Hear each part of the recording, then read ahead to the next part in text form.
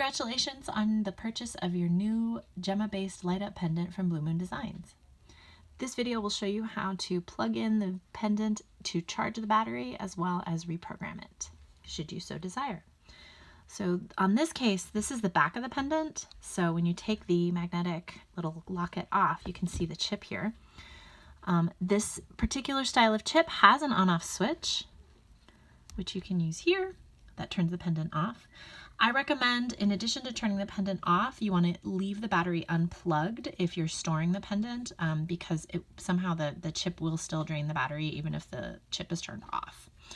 So in order to charge up the battery, you want to unplug the battery. That's this silver thing that's behind the chip. And your purchase should have included a charging cable as well as this little blue charger. To charge the battery, you want to plug this in. When the other end is connected to power, the chip will have a red light that shows that it's charging. When the light turns green, you know it's time to unplug, so the battery is all charged up.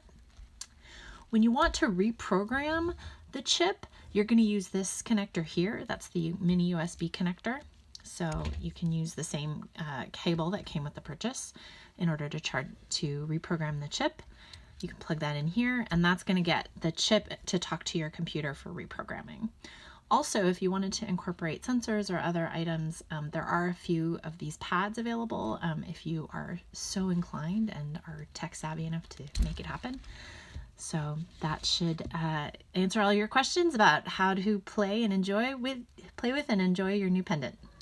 Thanks for watching.